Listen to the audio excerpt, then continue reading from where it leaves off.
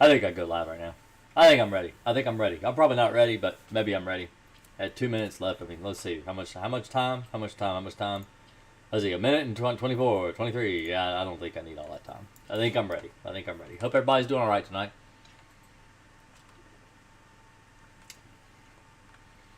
My son made me bubble tea. Look at that.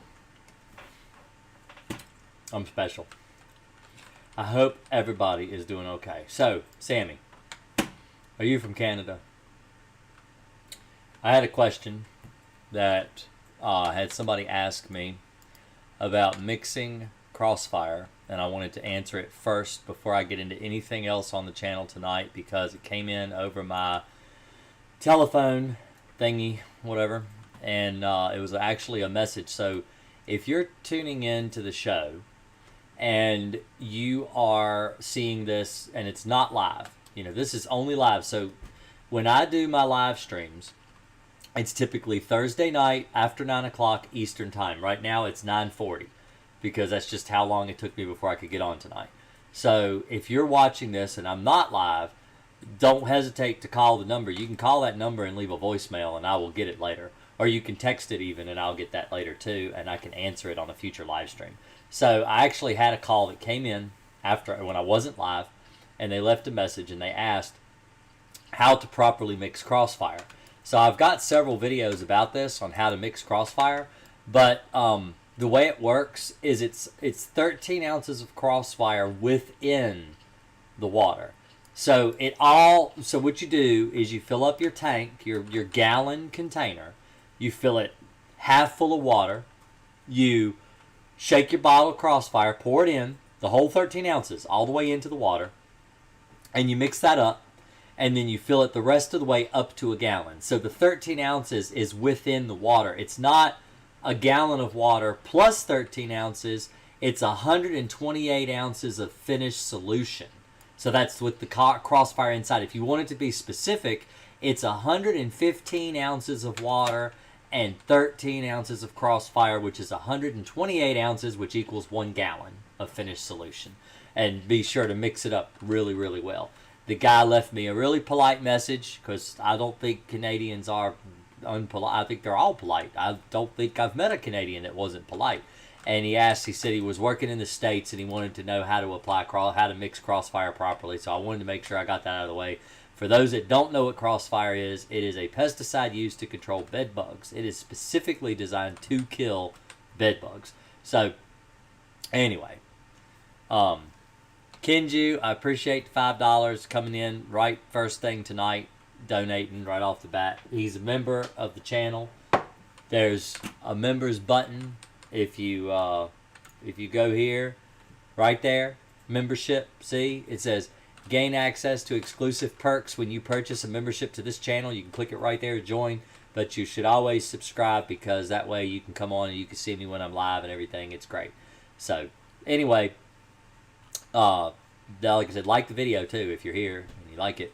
But our members, thank you, channel members. These are my members. I got 1, 2, 3, 4, 5, 6, 7, 8, and I think there's more than that because Kenji's not even there, I don't think.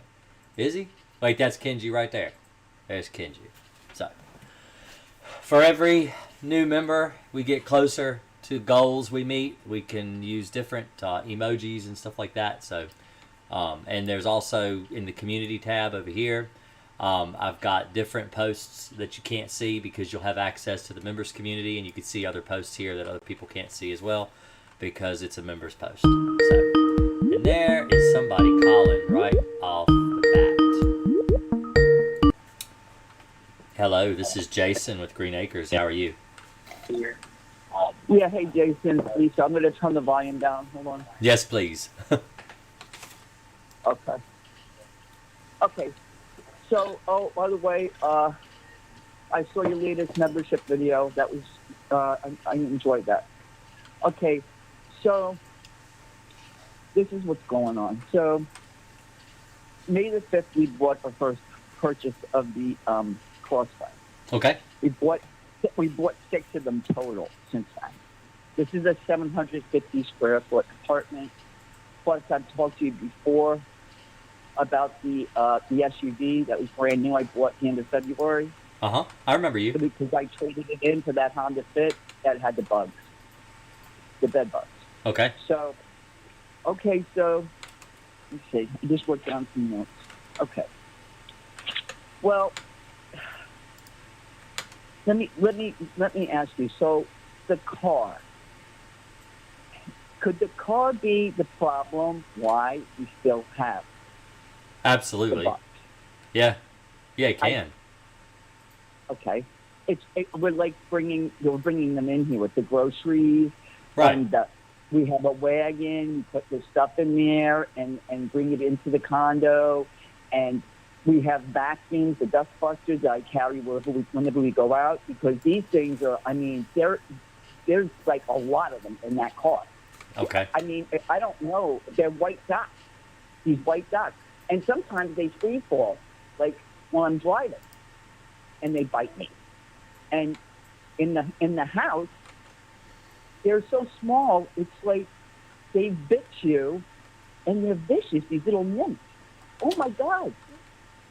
Day or night, it doesn't, people think, oh, they just come at night. No, if they're nymphs and, they're hungry, they're not going to wait. Okay, so I don't think that's a bedbug problem. No. In the car, no? No, I don't. I don't think you have bedbugs because bedbugs, okay, so bedbugs are very, very specific in the way they look, the way they behave. Yes, they will bite you during the day. It is possible to get bit during the day by bedbugs. I know people that have it happen all the time. The most standard time that they bite you is typically between 2 o'clock and 4 o'clock in the morning when you're asleep. But let's say you let's say you work the graveyard shift and you're actually working at that time, so you're not at home. The bedbugs have no meal to eat at that time. What, are they just going to starve because the dinner time, there's no food on the table? That's not the way it works, because they'll actually come out during the day and they will bite you during the day when you're asleep, and they'll be active actually all day long. And so they will change their habits. They don't always bite at night. But with a car, with automobiles, when you have bed bugs in an automobile, they will bite you throughout all kinds of odd hours for the same reason that most people don't drive their car at late night when they're asleep. They usually are driving during the day when they can see, during, daylight operating hours is most of the time when people are using a vehicle. And so the bed bugs will come out and bite you during the day in a vehicle. But the problem is, and from what you're telling me, little white dots. All right, so little white dots are typically bird mites, not bed bugs. Bird mites are actually little white. They look like to not look at them under. I know what they look like. We discussed this before, but yeah, those I remember. Smear though. They smear, right? Yeah, they sometimes. These don't smear. What I do is, say I get out of my car for a few minutes to do something, and I get back in my car a few minutes later. Instead of going to the dust buster, if I see a few of them there that are new from a few minutes, I go to pick them up. I grab them with my fingers, and then I throw them out of the car. Right. Now I can feel these things sometimes, like between my fingers, like fighting me. They're not like that smearing that you're talking about. I know what you're talking about. Like, that's not what this is. Yeah, well, see, normally when a bed bug gets killed, they leave blood spots because they're feeding on blood, and you can see red blood spots because that's what they use, especially if they've just fed. If they've just fed, it is brand new, bright red blood. That's what it is. That's what they're feeding on. And that's for both nymphs and full-grown adults. They're all the same. If they have just bit you, it is like bright red. Like for people that are watching on my live and stuff right now, it's like as red as that B&G that tube right there. I mean, it's really, really, really bright red because it just came out of your body, so it's full of oxygen. And so, but you know what I do when they're biting me? Like, I push down because the bite is so vicious, and I push down put pressure on that vein on my leg, say. Right. I'm like, look, they're just like, but something that is so small. It's amazing. So I don't know. Bed bugs are also a very specific size. So if you have a grain of rice, just a standard white grain of rice, and you were to slice that grain of rice into thirds, that's how big a bed bug egg is. Every stage of bed bugs is larger than that because they come out of an egg. So they are the size of that, a third of a grain of rice when they're first out of an egg. That's how big they are. And then they grow larger and larger until they get to be about the size of an apple seed. A full-grown bed bug is like brown, because they eat blood, so they're dark brown to sometimes even a reddish tinge when they first bite you. Because they're actually, if they weren't full of blood, they're like a translucent clear color. They're real odd looking insect. See what you just said? That's what I see in my car, and there's a lot of them. They vacuum them up, and then there's more. They come in there. Well, the Crossfire, if Exactly. it's bed bugs, they should be dying if you're treating your car with Crossfire. Especially if you've been doing it since like, oh yeah, oh I didn't know you were in Florida. See, I hear your accent. I think you're in New York. It's like 99 humidity right now. It's 99 degrees every night. In fact, the humidity goes up. I just got back from Florida. I was in Florida in, I know who you are. I remember you now. Yeah, I remember you because I was in Florida. I was telling you before how I was going to go to Florida because we went to Florida for my vacation. We went to Disney.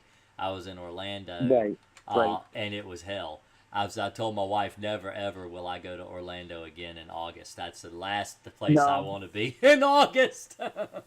No one ever told you? Well, no, I mean, I knew it was going to be really hot. I knew it was going to be really, really hot down there. But, man, it was, I mean, by 9 o'clock in the morning, you're at Disney. 9 o'clock in the morning, you're already bathing in sweat. I mean, it's just, it's so hot. Yes. But, I mean, it was fun. The kids enjoyed it. They had a really good time. So it wasn't, it wasn't a total loss or anything. But it was just, man, it was hot.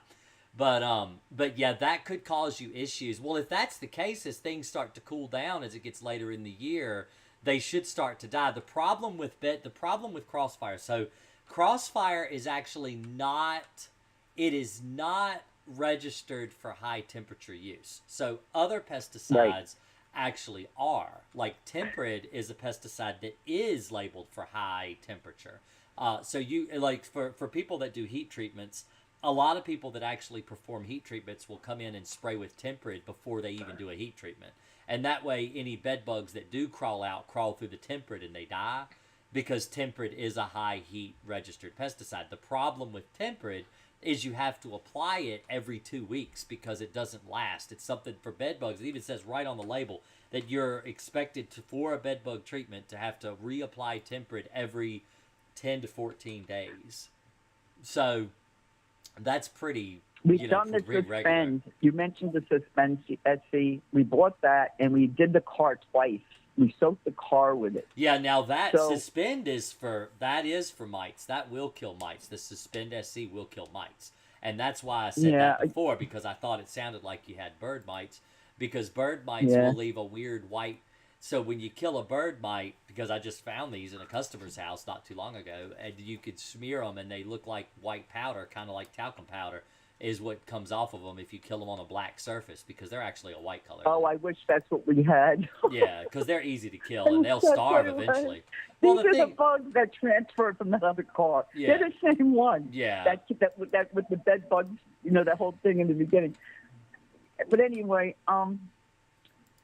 so I just thought of it this morning. I'm like, because I've just been, I've been isolated for a couple of weeks now. I just sit there. I'm just like, I feel like I'm in like purgatory, because I'm like, I can't do anything. I'm just, my clothes are still in the hamper, the zippered hampers, and. Well, what you do is you just drive that car up here to Virginia and let me look.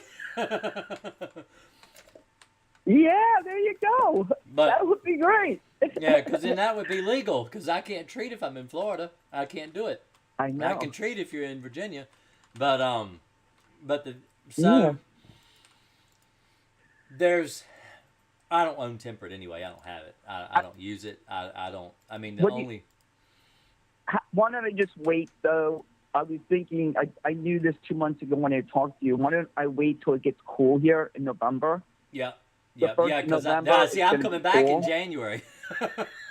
Because we have a You know, we have a family trip. We always travel down in the winter. So usually it was last year, well, or this year, I should say this year, the last week of January. So Rory, his birthday is in January, and Emma's birthday is in March. And so we usually do a trip for the two of them, and we come down to Florida and we go to Cape Coral. And so Cape Coral's right there near Sanibel and Fort Myers, and we stay there right. for like usually like a week. That's what your mother-in-law, right? No, Your mother-in-law no, lives there. no. We just go. It's just nice. My wife used to visit there a lot when Oh, she was a okay. kid, and so we go. She used to make trips to Sanibel when she went to Florida, and she went down to the Keys and stuff like that. So she's pretty familiar with Florida, and so we just go down for family vacation and stuff, and it's nice. And last year we were there, and we usually rent a house, and so with a pool and everything, and I'm at the pool. And it's like 13 degrees in Virginia, and I was doing a live stream by the pool, and they're like, "We're so sorry, it's so cold down here." And I'm like, "It's 57 degrees. It's 13 in Virginia. It feels good down I here." remember that video. I was at the pool. I remember. Yeah. So, but yeah, if you wait until it cools down, the Crossfire will probably work then. But you can also, if you don't want to wait, Temperat's pretty cheap. It's not very expensive when it comes to a pesticide. I know you keep buying all these things and trying all these things, but that's the thing is that I don't know what you got because I'm not there to see it. And it makes it easier if I'm there to look at it, but I can't because I'm here. So. Anyway, I think I'm on to it, though, as far as I decided this morning. I said, Bob, that nylon wagon, we're packing up with these groceries, okay, with the bags, and the dust busters that are sitting in the car where the bugs get on them. And the dog is with us, the 8-pound Yorkie. He's with us. And he sleeps at the end of the bed here. He's blind, I told you before. And so, and then, say a fan is, blowing on him, and I'm right in that path. If there's a bug on his, on his hair, because he has long hair, it'll blow onto me and bite me. I'm like, yeah. But anyway. Well, if it is the nymphal stages of bed bugs, and you do have a bunch of eggs in the car, and they have hatched, then they will come out and bite you as soon as you get in the car. See, nymphs bite. Yeah. They can live, and this is I've just learned, so there's lots of different things out there as far as different people's ideas of how long bed bugs live without a blood meal. But from the Virginia State Manual, in the health division of the manual, it says right in there that the nymph can live for up to a year without a blood meal, and a female that's a full-grown female can live also up to a year without a blood meal. And so that's a really long time to have to put up with a bug, to expect it to starve to death and die. And so, if it's in your car and you're wanting to use, and you're in a state like Florida or, down near Texas or somewhere where it's hot a lot, then but they're not dying. Well, they're that's the problem. And they're not dying. Yeah, that's the problem is you have very limited options. Well, the heat, it has to get really hot, and it has to stay hot. The problem with using heat in a vehicle is that so the sunlight shines through the windshield, causing refraction, causing the vehicle to get actually hotter than it is outside. So if it is 100 degrees outside, then it's usually about 120 to 130 degrees in your car during the day. But this is only certain peak hours of the day. So when the sun rises, it starts to heat up the car. Usually by about 11 o'clock, 12 o'clock during the day, it starts to get hot, and it will stay hot in the car till about 3 or 4 o'clock in the afternoon, and then the temperature starts to drop as the sun goes down. And so what happens with trying to kill bed bugs in an automobile is that you really are dependent upon direct sunlight not just in the morning, but in the afternoon, no cloud cover, because that is going to lower the temperature. Anytime the sun is covered and the sun is not shining through the windshield, even if it's just cloud cover, that's going to reduce the temperature in the car, and it's not going to be constant. Even people that do heat treatments in homes that fight me all day, every day, and argue with me why they do heat treatments, is they all agree that the temperature has to remain constant, and most of those guys will have the heat machine on for up to 8 hours to ensure that everything is really, really, really hot for a very long time, because bed bugs don't actually die unless the temperature remains hot for several you're hours. Right. You're right. You are right. And so that's because our car, we had the heat. You know what you were doing with the summer Florida heat? Just even like 3 months ago, we would go. This is since March. Go out there to the car, even starting like when we first moved here, the end of March, and put the heat on in the car and crank it up. And I'd leave the car out there in the Florida sun with the heat on in the car. It even cracked the windshield. One day I'm like, oh, wow, there's a crack. He goes, it's probably from we keep going and heating up the car. It's getting to 140 to 160 degrees in there. Yeah, see, that's bad for your car. See, that's the thing. And that's what people do. Like, I had a lady that called, I don't know if it was last week or the week before last, as she was explaining about heat, and they heated her house up to the point where her baseboards even cracked. And I'm like, that's just not good for it's not good for the car. It's not good for the house. Heat is not a really good option. It really isn't. It is better to use a chemical residue than to use heat. You're damaging your belongings. You know, you got to look at what you're doing to your things. And, you know, before, I mean, maybe 6, 7, 8 years ago, people really weren't doing heat for bed bugs, and people were still killing bed bugs. The problem is with bed bugs is that the exterminators aren't providing preventative pest control like they used to. You don't have guys going out treating baseboards, treating houses, treating hotels, treating school systems with a residual pesticide regularly in order to keep the bugs down. The problem is that bed bugs, cockroaches, you know, they travel in on people, and the people aren't treated. And so when a person comes in and they drop a handbag or they drop, you know, a belonging in the home, the bed bugs come off. And then because the pest control guy has not been there, has not sprayed inside the house, has not treated the baseboards, has not done the school where the kids take the backpacks, have not done the hospitals, have not done the nursing homes, have not done any inside treatment because they haven't been asked to, because they don't take the initiative and provide preventative pest control, that's the reason why the bed bugs are spreading like wildfire, is because people are practicing IPM, integrated pest management, and they're not practicing preventative pest control. And that's one of the biggest problems in the country and everywhere, is that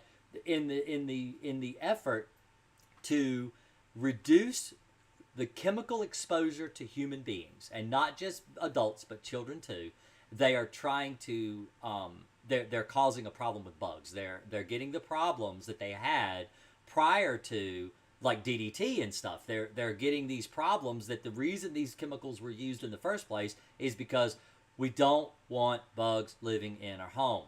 We don't want them living in our houses. We don't want them in our schools. We don't want them in our hospitals. We don't want them in our restaurants. So we were providing baseboard and interior treatment regularly all the time, so that no matter what, if a bug was brought in, it died. It didn't build up, you know, a colony of insects inside the house where they don't want to leave. They want to stay there with you. And so that's one of the biggest problems in the industry today is integrated pest management, IPM. It's better to do preventative pest control. Always has been. And, you know, back in the 70s when they were even still using DDT, they pretty much wiped out all of the bed bug problems in the United States. But it wasn't because of the chemical. It was because of the practices. I've never used DDT. When I came into the field, I was, 6 years old. Here I am 40. That was 34 years ago. I've never used DDT. I've never had a problem killing bed bugs. It's because of the way that I kill bed bugs. It's because I go and I treat the inside of homes, and I do it regularly. I've got homes that I treat that are vacation homes. People bring bed bugs in. The bed bugs don't live because I provide pest control. That's where I used to go the middle of last December, after 5 weeks after those people came in to freeze my apartment down south. And I was like, I started staying in hotels and Airbnbs for a couple of months. And then I finally let the apartment go in February. I told them, I said, like, I'm giving it, But anyway, it's just an amazing journey that we, go through with these bed bugs. I mean, that the one thing I feel, I need to stay connected with you and your group is because, there's other people out there that are going through long-term suffering, Right. just as I am. Right. And it's just mentally, it's just so, taxing. Oh, I know. I mean, I think I told you I lost 42 pounds since January. And, well, now you're trying to talk people the same that you, amount. see what you do is you go and you make yourself a YouTube channel like me and you say my weight loss journey with bedbugs, how bedbugs made me lose weight, and then you sell it like a Weight Watchers program and you make millions. So, because I mean, there are so many people that would be like, hey, send me some of these miracle bugs that make you lose 40 pounds. I would lose 40 pounds. So.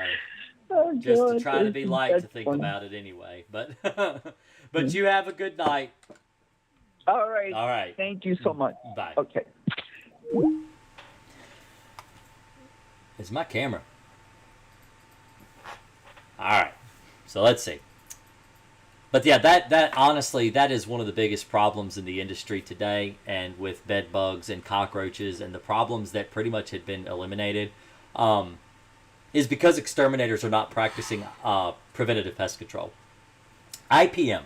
So IPM is called, it stands for Integrated Pest Management. It is a fancy way of trying to reduce, it's a fancy way of saying that we're going to reduce the use of pesticides in and around people. With the premise, with the presuming that pesticides are so deadly harmful for people and exposure to people is so horrible and awful. But now this is also very old. It's based on very old chemicals, old pesticides, old practices that the industry doesn't hardly even use anymore. In fact, most of the pesticides that were around when IPM was first, invented as a new catchphrase, those pesticides don't even exist. Like Durazban, diazinon, malathion even. I mean, there are some people that still use malathion. It is still around. Orthene is one that has been reduced greatly by the label. And so there are these pesticides that people just don't even use anymore. And, like oil-based chemical pesticides, like with petroleum distillates and stuff in, most of those have even been eliminated from the spectrum of pesticides you could even choose from as a pest control technician. And so I really believe we need to move as an industry more towards preventative pest control like we were. Like, the thing is that people forget that this is why we had preventative pest control in the first place, because we don't want bugs in our house. We don't want them living around our children. We don't want them on our beds biting us when we're trying to sleep at night. We want to be able to get a decent night's sleep. We want to be able to think, because if you don't get good night's sleep, you can't think. You can't think logically. You do crazy things. You try your best to, to kill these bugs, and all you think about is killing these bugs when you can't think about day-to-day activities. It's always in the back of your mind. You feel a hair on your body, and you think, I must have a bed bug on me, but, oh, nope, it's just a hair. That was just a hair, and you feel like you're going crazy. And that's why we have these plans, that's why pest control exists, is to prevent bugs, prevent them.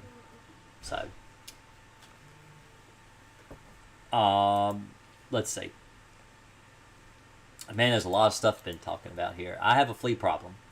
All right, so Kayla said she's going to watch this tomorrow, that she had to go, she had to log off, but I want to answer this question so she doesn't have to watch the video too far in, about half hour into the video. Hi, I have a flea problem. I received the Alpine WSG I ordered from your Amazon today. Besides your 4-step flea video, is there anything I should be doing? I have a 3,700 square foot, 1 acre of land.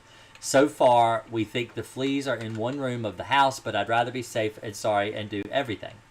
I watched your videos, ordered Crossfire for bed bugs, which have saved my beds and furniture. So she had bed bugs before, and she got rid of those. So now she's trying to get rid of fleas. So I recommend you treat the whole house. So when you treat for fleas, you treat the area. So this is what's called a broadcast. Now, most of the time I talk about crack and crevice treatments. I don't talk about broadcast applications. And so a broadcast application is when you actually treat the whole floor.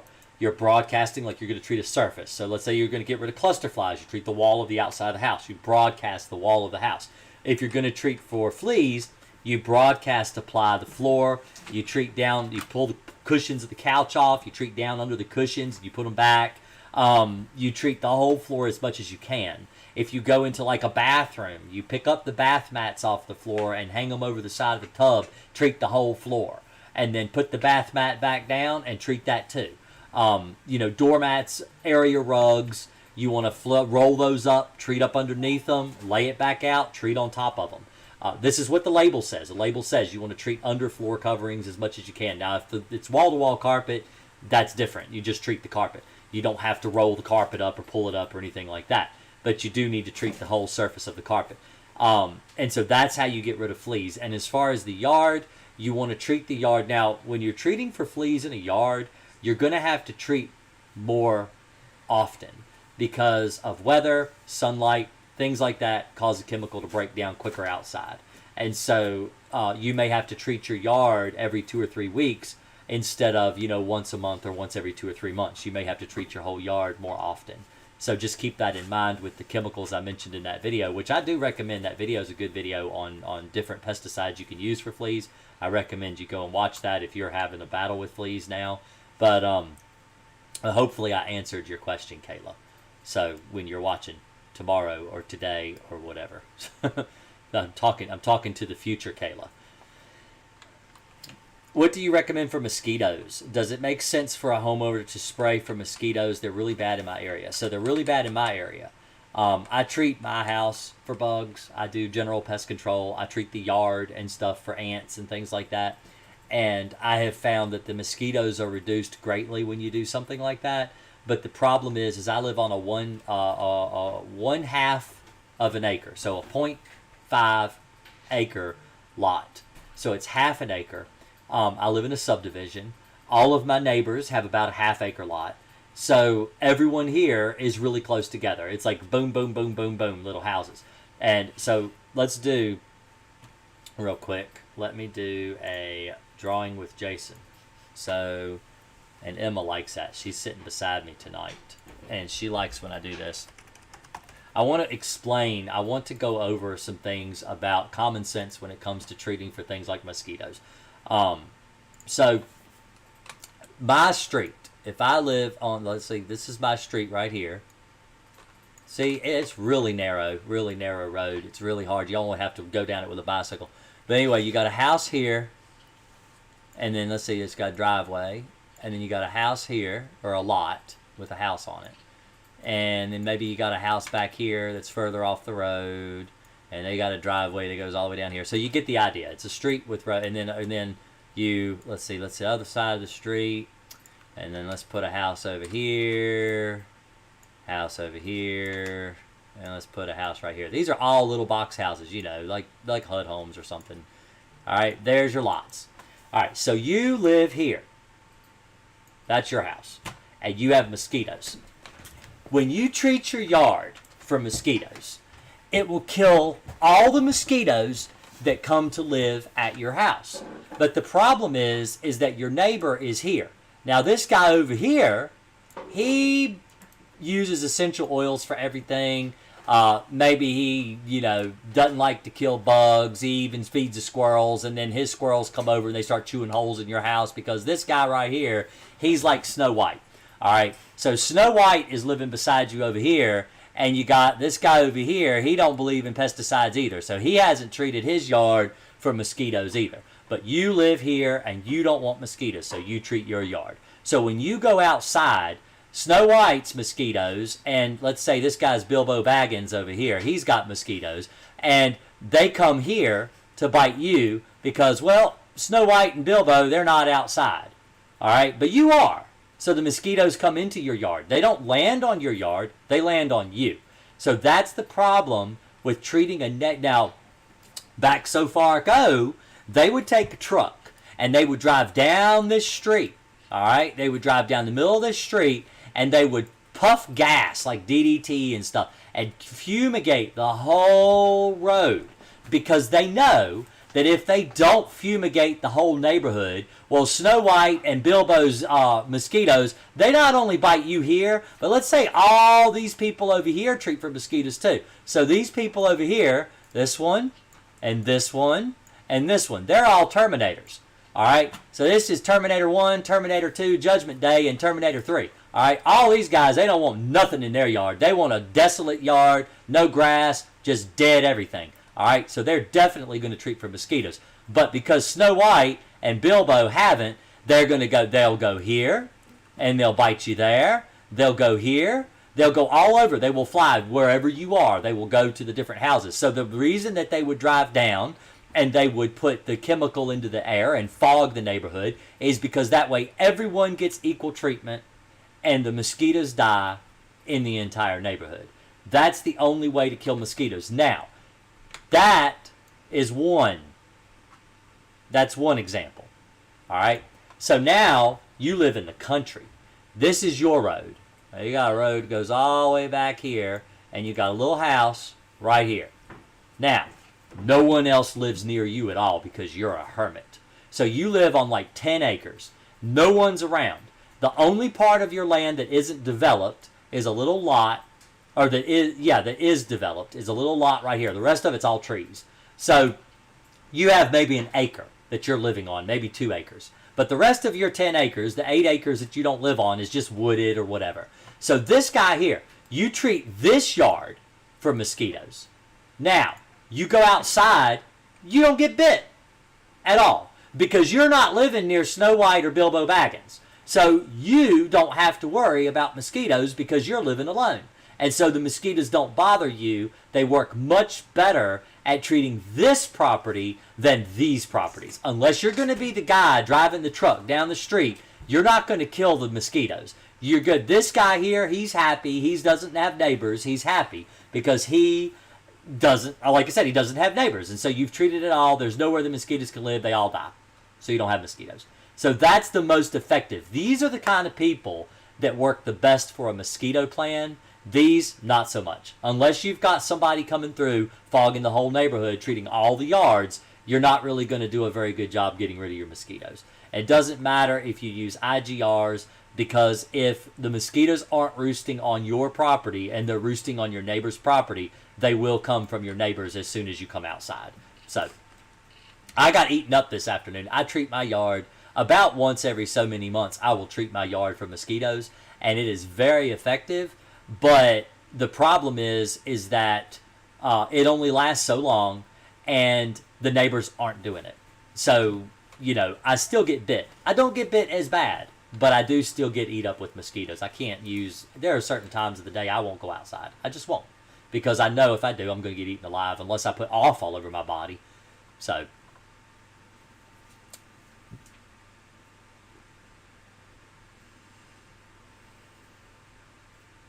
would taking antihistamine regularly like Claritin tend to mask bedbug bites or decrease their severity? I have no idea.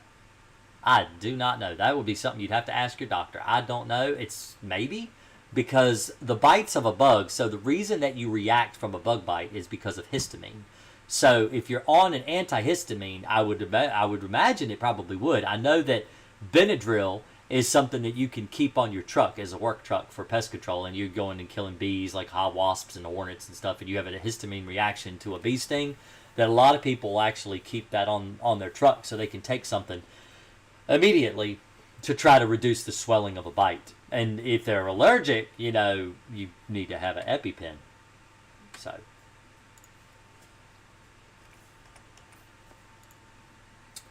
let's see here. Spraying Crossfire every 2 weeks for 3 months. No bugs for 6 weeks. Then I got bit several times last night. I'm the only person in the house that shows symptoms. So 6 weeks since I was last bit. Do you think I got reinfested? Probably. That's what I think. What's your opinion on... let's look this up. Because this is a chemical somebody's asking me about. Because this is a text message that came through that number right there. So you can text too if you'd rather text me. And a lot of people don't like to talk on the phone these days. All right. so let's look up this pesticide. This is a pesticide that I was asked about. This is probably not a good pesticide, but let's look it up anyway.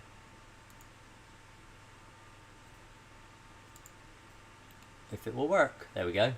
All right, this is a Centra IC3 insecticide concentrate. $37.87. It's pretty cheap. Good price. Let's go to it. I like this. Oh, this is one of those pesticides. No, this is probably garbage. Let's see what the ingredients are. Oh, okay. So, I'm sure it smells nice. But the active ingredients are rosemary oil, geraniol, and peppermint oil. Alright, so basically, we're going to make your room smell like an essential oil haven. That's what this is for. No, this is stupid. I would never use this for bugs. It says it is for indoors, outdoors, fogging, turf, ornamental mosquito misting applications. But it's I wouldn't use this. I would never use this. These don't work. These are those essential oil pesticides. They don't work. Does it have an EPA registration number? Let's see. Let's close this and see.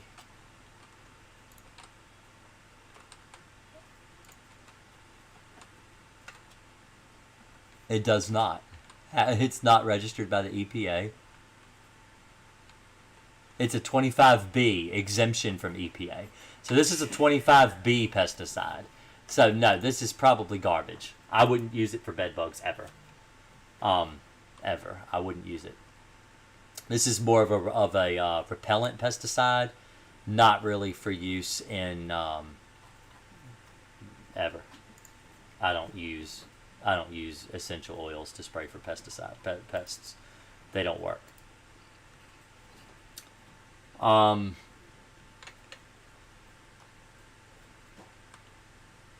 Let's see. I put out Gentrol Point Source is what it's called. Comes with the little white things you break. It's supposed to break the life cycle of a cockroach.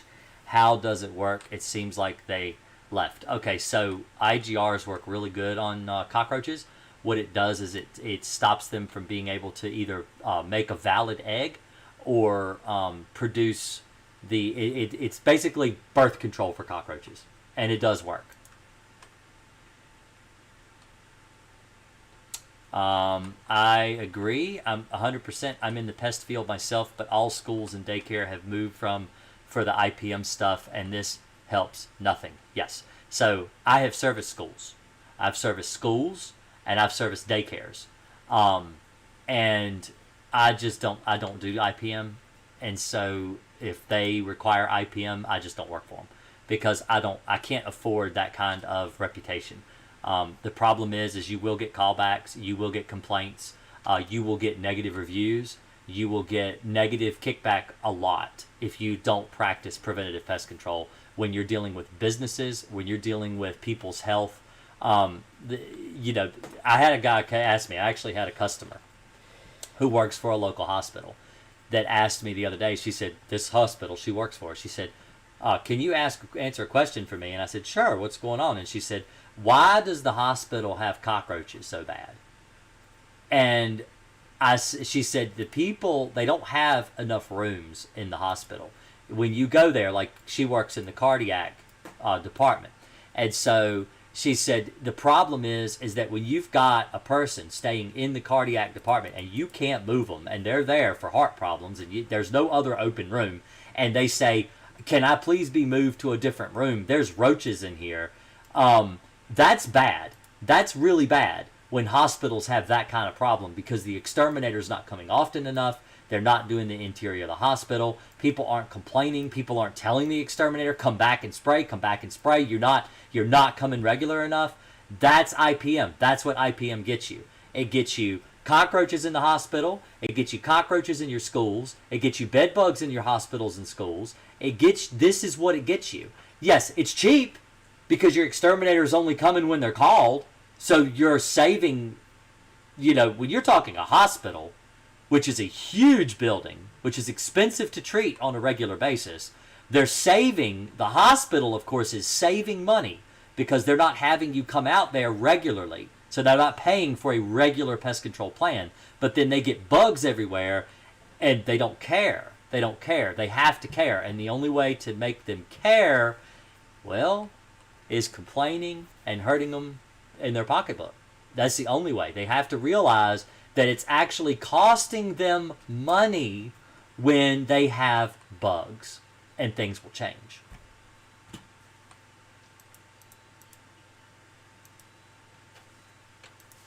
I don't see any bed bugs anywhere. I have sprayed my house with Crossfire. Oh, let me see. This came in. Just let me check this real quick, because this will disappear if I don't check this.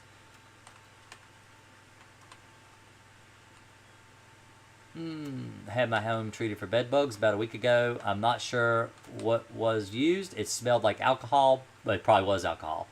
But I have found a few bugs that were still alive. Is this normal, or should I get a second treatment? It probably was alcohol. There's probably Sterifab or something similar. I would ask your pest control technician to give you the tell them to give you the MSDS or the label of the pesticide they used, so you know what they actually used in your house. Then I'd be able to make a better judgment.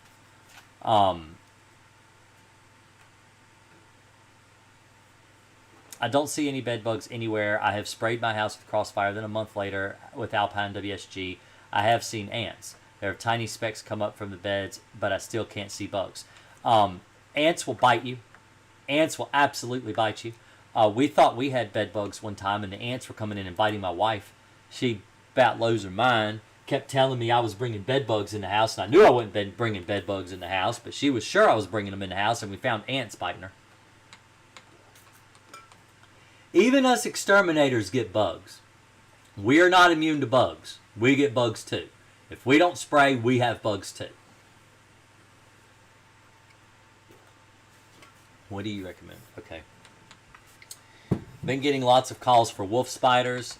I started using Switch to Demon Max and still having problems. So I've had problems with Demon Max this year. That's what I use for general pest control on the exterior of homes. I switched to Onslaught Fast Cap this year. I've only been using it for about half a month, so I don't know about how good it is or not. But that's what everybody has told me to switch to, so that's what I've used. If you guys have any advice, any exterminators here that have used it, let me know. But it's actually labeled for spiders and scorpions. It's specifically for arachnids. So that's why I switched to it. I looked at the SDS for that pesticide before. It looks more dangerous than a traditional insecticide. I'm not sure what you're talking about. I'm not sure. Are you talking about IC3? Okay, so a lot of these 3B pesticides that are considered, they're not registered by the, they're exempt. So they're exempt from EPA registration. They're 25B exemption. So they don't have to register with the EPA. They don't have to fall under the same rules as other pesticides that are registered with the EPA. And the thing about this stuff, so let me show you again what we're talking about. So this pesticide right here, rosemary oil and peppermint oil. All right, so peppermint is toxic to cats. It can kill your cat dead.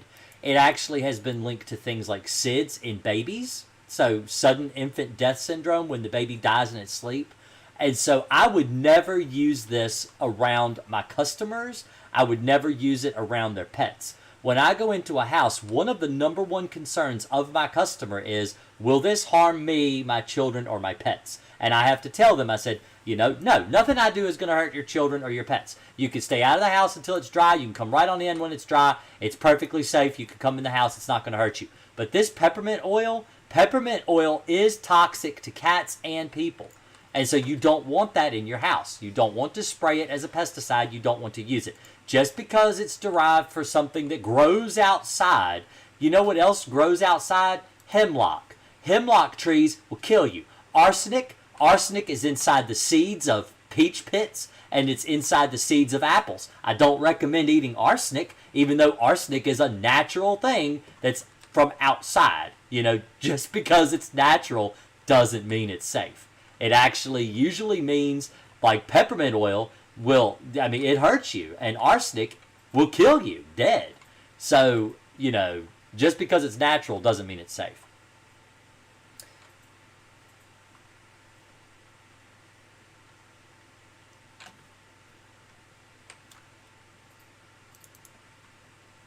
Listen to this man get Crossfire. Save yourself the trouble of all the BS that's out there.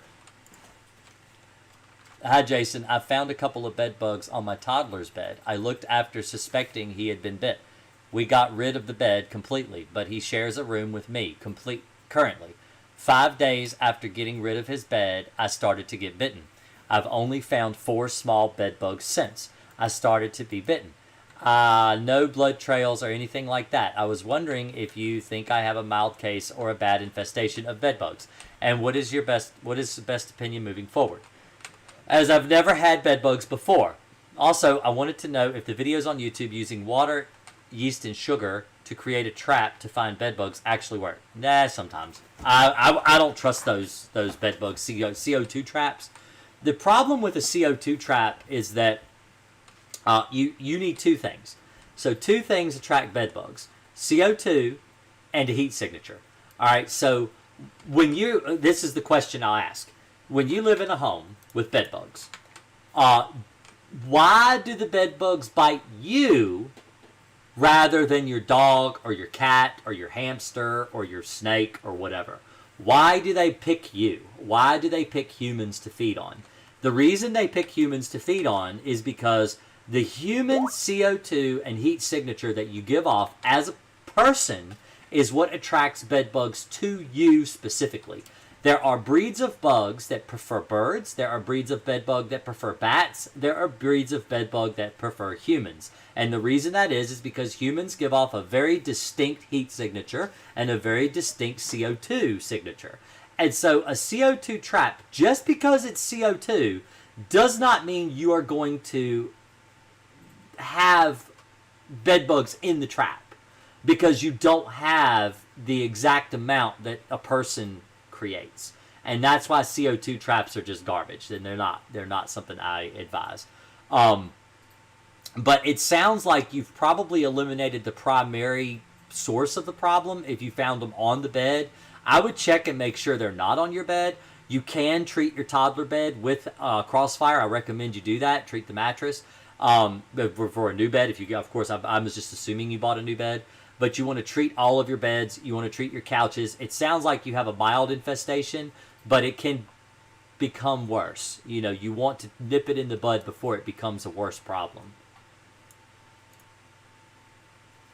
So, anyway. So everybody, Kurt says Fast Cap works great for spiders. So I'll tell you what happened. So we've been using Fast Cap for about 2 weeks. My son, he does the exterior, I do the interior. So he's treating around the house. He said, Dad, I sprayed a spider with that stuff, and I couldn't walk around the house fast enough, and it was already dead by the time I got around the house. Now, Demon kills spiders too, but it usually takes about 10 minutes or so for a spider to die, and the Fast Cap is like almost instant. It's within like minutes. I'm talking like 2 or 3 minutes it takes to kill a spider, where other pesticides can take a long time. In fact, even Alpine, when I spray spiders with Alpine can take sometimes half hour for a spider to die. It takes forever for spiders to die, but Fast Cap has got some really good knockdown on spiders. So if you're having problems with spiders, this is spider season. We're going into the fall, and spiders are usually really bad this time of year, and I recommend that for spiders. It's really good. So far, I've had really good results. I haven't used it long enough to actually make like a review video. Like I've got a couple review videos up there for even like store-bought stuff like home defense and stuff like that. But I haven't used it long enough to where I feel safe enough making a review and actually recommending it to people. But, you know, just so you know, I've had good results so far. I think it's great.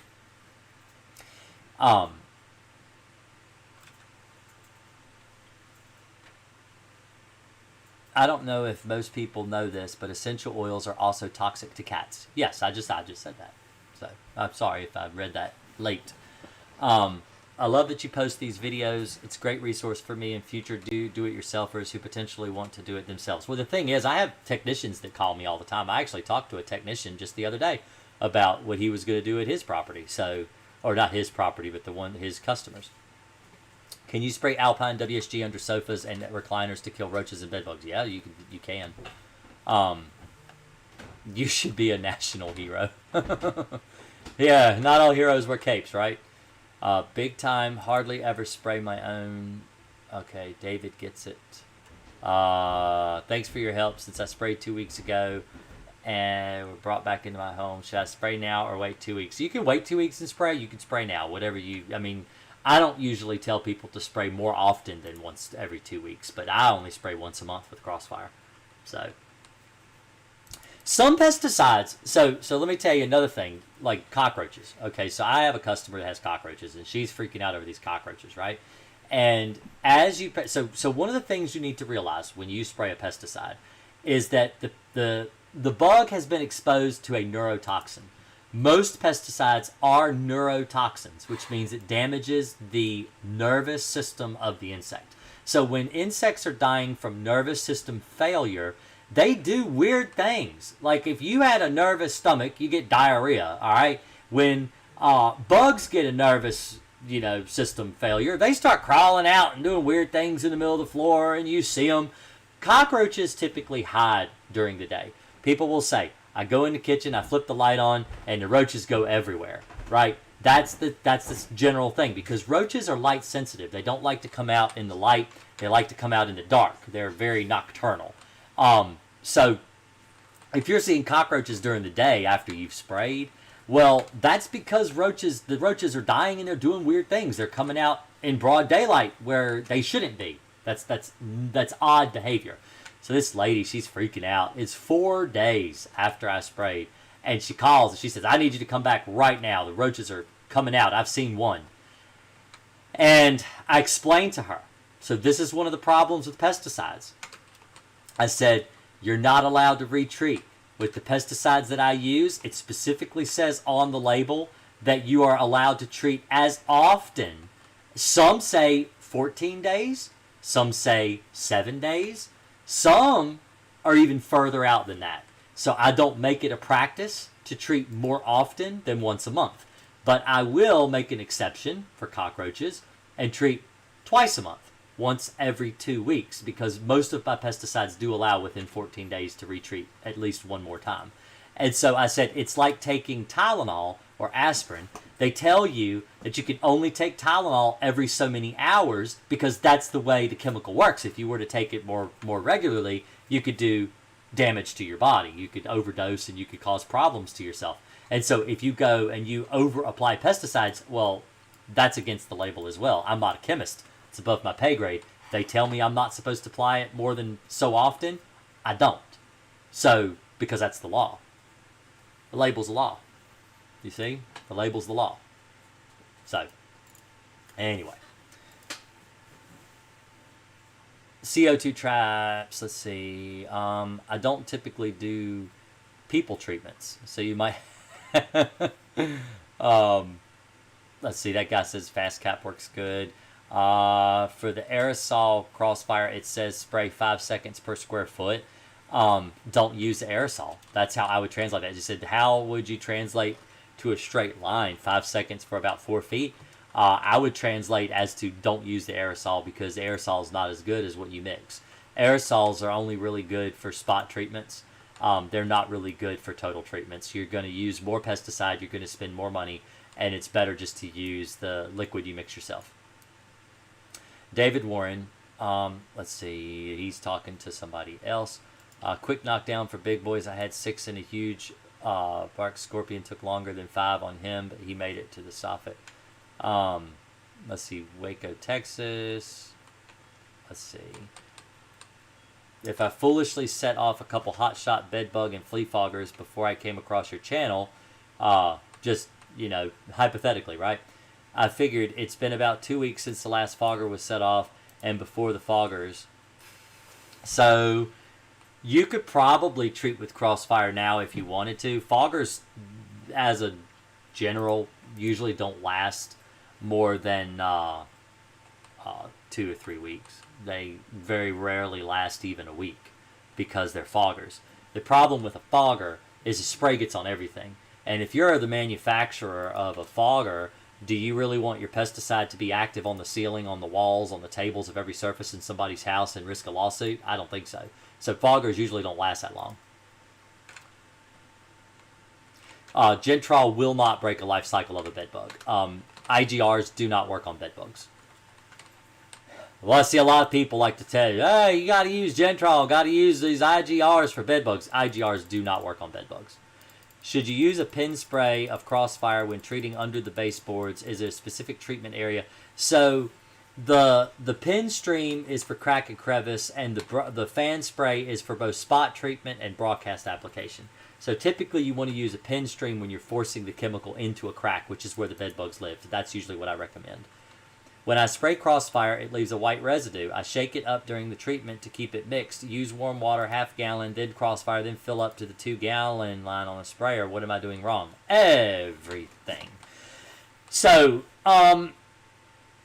13 ounces of Crossfire only mixes 1 gallon, not 2. It mixes 1 gallon. So, let's do this again. Let's try this again.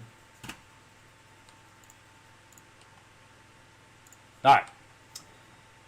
So, you have a sprayer. Let me do this. All right. And you have the thing right here for pump, pump, pump. So you get lots of pressure. And you got a hose. All right. So, this is 1 gallon. All right. 1 gallon. That's all you can put in this sprayer is 1 gallon. So what you do is you fill it with water, half full. Half full. All right, now you have half a gallon, 0.5 gallons. All right, or let's put a 0 there. All right, 0.5 gallons of water. Okay, now you put your Crossfire in, and that's going to be 13 ounces. All right, so Crossfire is in here. Okay, let's get a paint bucket and do boop. There, that's your Crossfire. All right, now you have 13 ounces right here.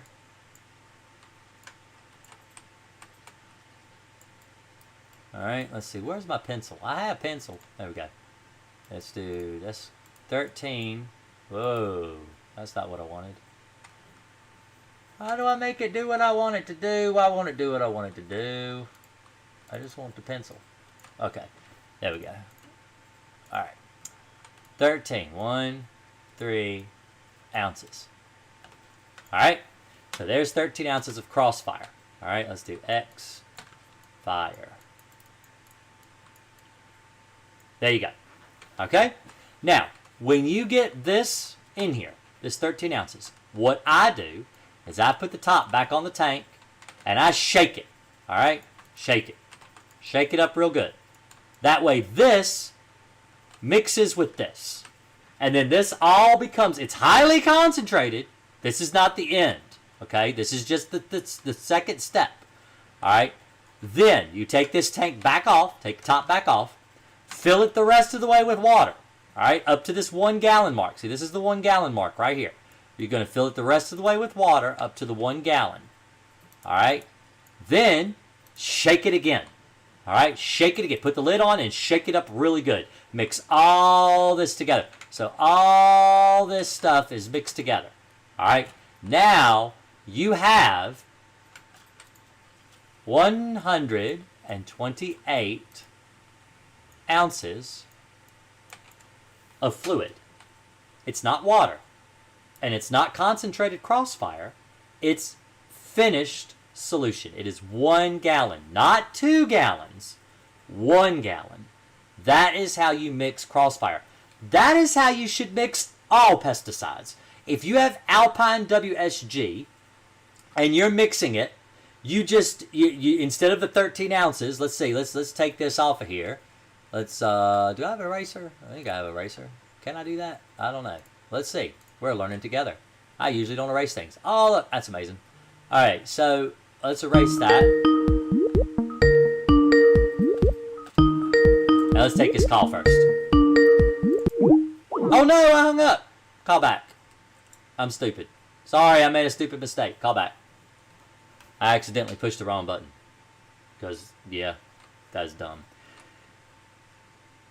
But yeah, so that's how you mix Crossfire. Anyway, that's how you mix it. So, I'm sorry, I just hung up on you. I did not mean to hang up on you. Call me back, call me back, call me back. If you need to ask a question, call back. I'm sorry. But let's say it's like 10 ounces of Alpine. 10 grams, I'm sorry. Grams. You do the same thing. You pour your 10 grams in there. As you mix it half full, pour your 10 grams in, mix it up real good, and it'll start to dissolve in the water. Fill it back up to the 1 gallon mark, and then you have 1 gallon of, 10 gram Alpine. And so it doesn't matter. Any pesticide, if you use something other than, like let's say you're using Demon and you're mixing a half ounce of Demon to a gallon, then you put half ounce in that mark. So that's what you want to do. That's how you mix chemical. It's the best way. It's gonna make sure that your tank is fully constituted with what you're supposed to be mixing. So that's how you do it. How are you gonna call during drawing with Jason? I don't mind when they call. I'm just sitting here having a good time. But if you want to call me back, you really should call me back. Because I can't call you back because I don't want your phone number to be broadcasted over to where everybody can see it. Because I don't want you getting a bunch of crank callers. Hey, Rory. Can you make me another one of those things? Can I get water too?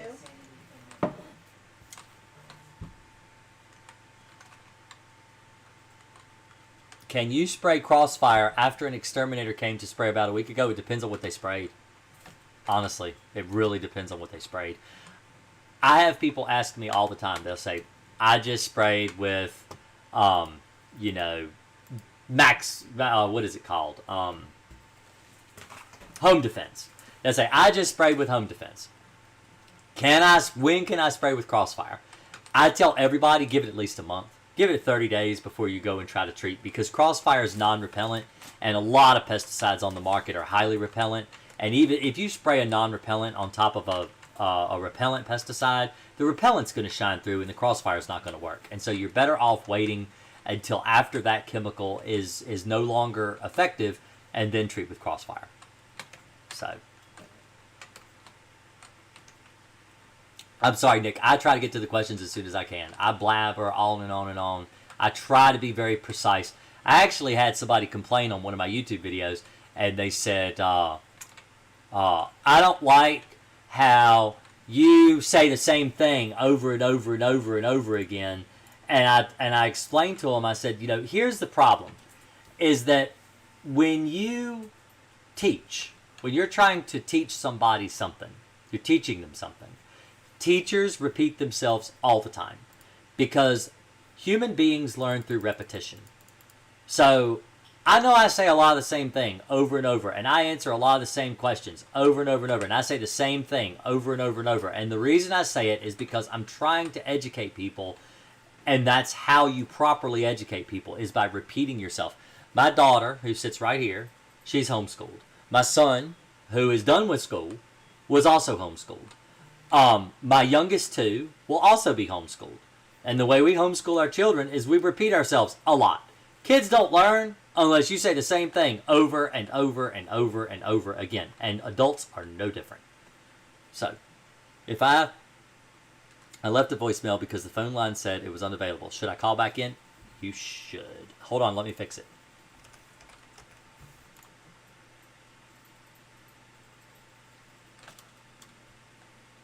There you go.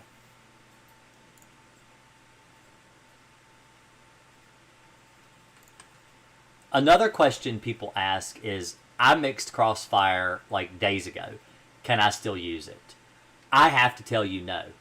Because Crossfire says right on the label not to use it past 24 hours. But I know people who have used it after 24 hours and it worked just fine. They just shook it real good. So, I can tell you that.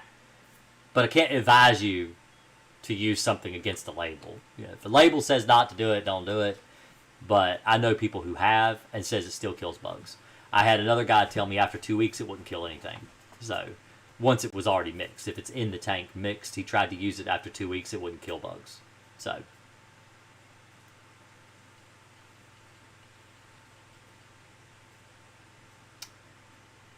An exterminator said what they sprayed for bed bugs lasts for 8 months. Is that possible? Probably not. I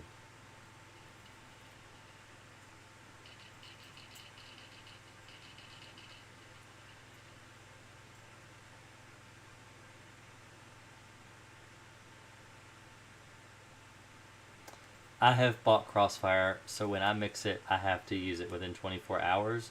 So after you mix it, you need to use it within 24 hours, yes. An exterminator said what they sprayed. Okay, I already read that. I sprayed with it. There we go. Hello. There we go. See, I can't push my buttons correctly. If I push your red hang up button, it will hang up on you and it will say I'm not available, but I am available because I just can't seem to get my computer to work right tonight. How are you?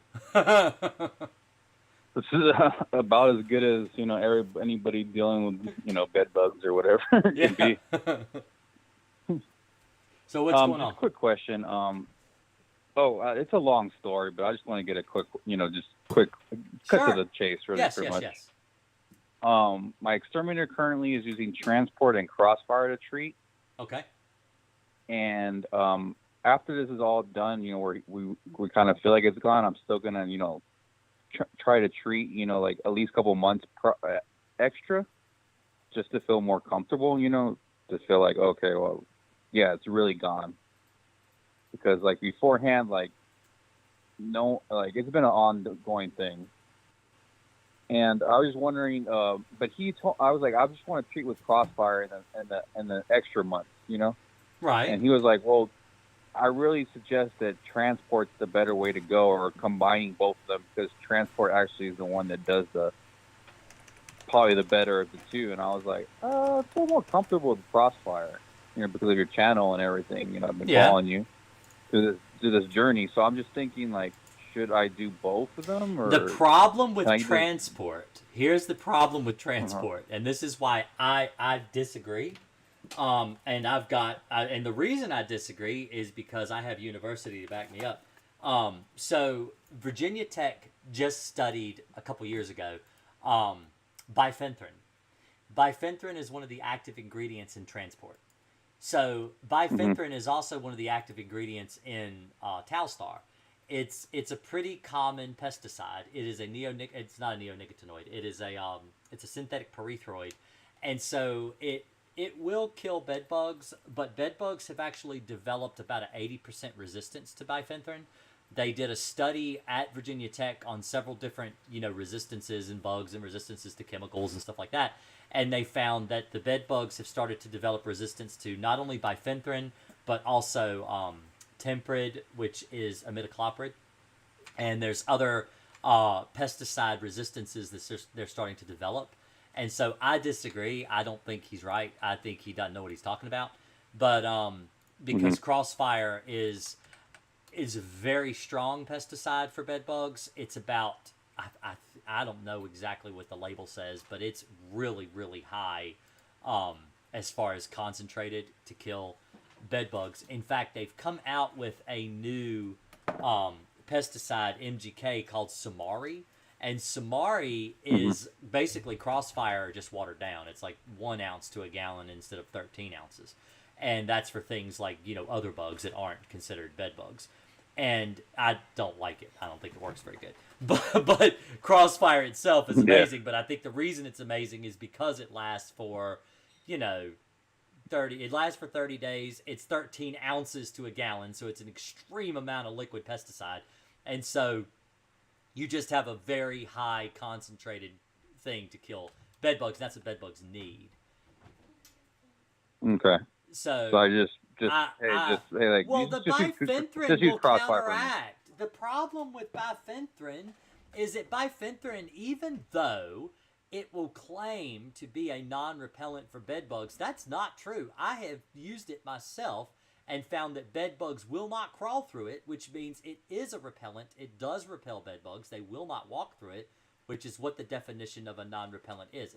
Or a repellent is. It's a pesticide that works as a barrier that repels bed bugs. It says here on the label of transport, it says, thorough application should be made to crack and crevices where evidence of bedbug occurs.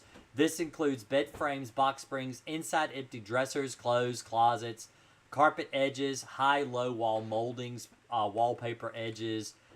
Do not use this product on bed linens, pillows, mattresses, or clothes. Remove where Crossfire, you can actually treat the mattress with it.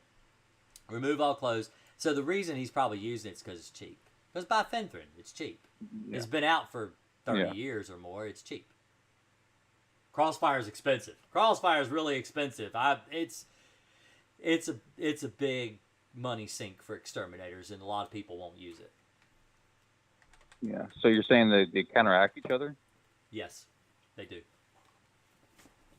Now, if he's using the Crossfire in order to treat the mattress, now you can use repellents on the house, use them all over everywhere, and then use a non-repellent on the bed. So you're kind of pushing the bed bugs out of the place in the house where they typically don't want to be. They would rather live near the person anyway. And so you kind of push them back into the bedroom, force them up on the bed, where then you've treated that with Crossfire so they don't know that's there, and they feel like that's the safest place to live.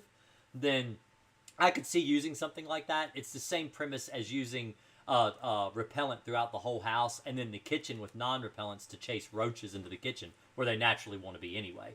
And so that would work in that respect. But if you're going to spray them both or mix them both together, never mix them both together. I don't even think Crossfire allows for the mixing of other chemicals with it because of the way it's designed. See, if you mix transport in the same tank as Crossfire, well, now you can't treat your mattress because the label of transport specifically says you cannot treat your mattress, and the label of Crossfire says you can. So now you can't treat your mattress because you put transport in the tank. So essentially you've ruined a good tank of Crossfire where you can treat all these places that you're not allowed to treat transport with. Okay, so I got to investigate and talk more to his Exterminator. Yeah, he's not following his labels. If he's spraying your bed with transport, he's not following the label because the label is the law, and you're not allowed to spray a mattress with it. And like I said earlier, I'm not a chemist. That's what the chemist is paid to do.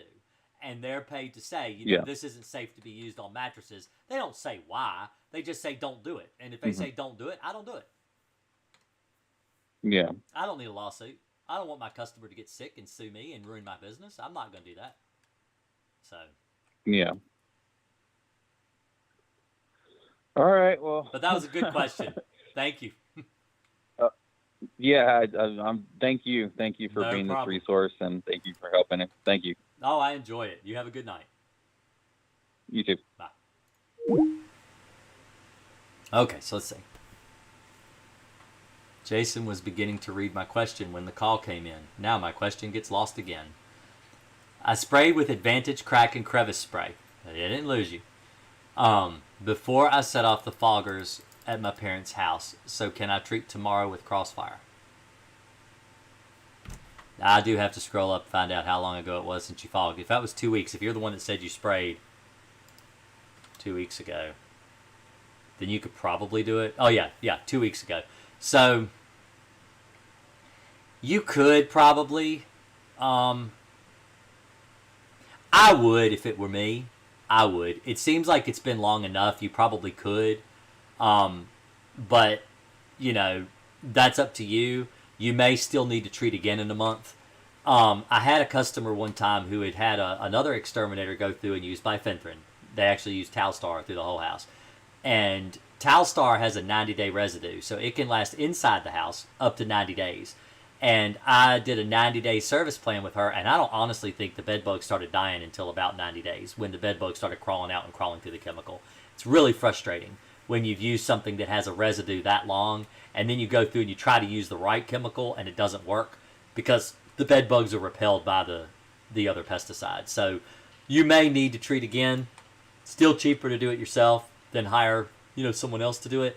And you may have to treat, a couple more times. But that's what I told her. When I finished up her job, I said, if the bed bugs are still a problem in a month, you may need to order some Crossfire. Let me give you a link. Let me show you where to get it. You can call me. I come back out here and treat again. But I don't want to just keep charging you a whole bunch of money if you've got this problem that this other exterminator has created for you. I said, it wasn't my fault, and it wasn't her fault either. She wasn't the one that applied the chemical. It was this other guy. And so I tried to explain to her, I'm like, you can get this. You don't have to pay. I just felt bad. I felt bad. I really try to take care of people. I don't have to, say, well, no, you need to just do a regular service. You need to have me come out every month or whatever. That's just not how I am. So... I do. People have me do regular service. I've got over 300 customers I service every month on a monthly service. So, but, if I don't feel like it's going to help them, I tell them, I don't think it's going to help you. Sprayed the house, camper, car, and work vehicle, 1 gallon. Mix that exact way. Work van, black vinyl floor and seats, and can see the residue only in the work vehicle. Best I could figure on the black vinyl. Yes, it does have a weird kind of a white milky residue if you spray it on black. You will see it. This is my elderly parents' home. I'm having to treat, and they haven't slept in their own room since I first discovered those nasty bugs. They need to use their room. If the bed bugs are in the room, they need to use it because the room is where the bed bugs are living. And if they're not in the room with the bed bugs drawing them out, the Crossfire won't work.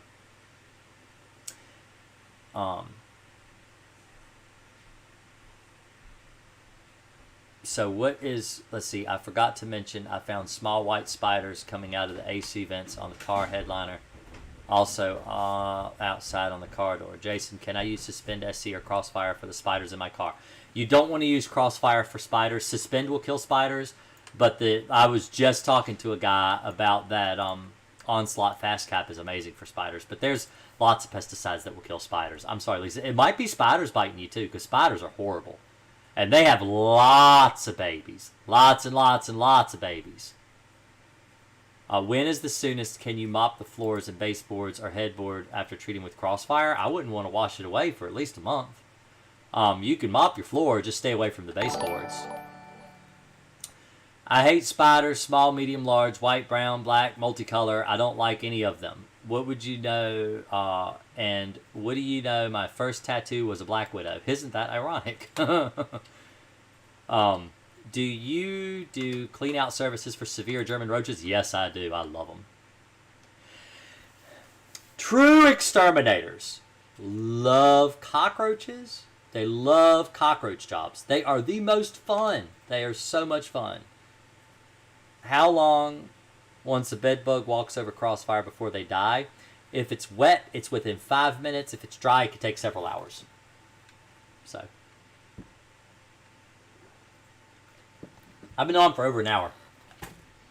I'm not supposed to be on here for over an hour. It's supposed to be an hour and then done. That way I don't sleep tomorrow when I'm trying to work. So, lots of good questions today. Lots of good questions. I really appreciate all the call-ins. Everybody that called in to the show. I really appreciate everybody that showed up tonight. Kenju, thank you. All my members that showed up tonight, thank you all. I really appreciate everybody showing up, hanging out with me. Like the video. If you haven't already subscribed, you should. Here's my channel right here. Go there, subscribe. Let's see. Let's go to the live video. We got 13 likes. There's 30 people in here. So hit that button right there. Like that video. I appreciate everybody showing up, hanging out. Y'all have a really great night. I appreciate it, and I will see you next week. Thanks a lot. Gotta figure out how to work my computer.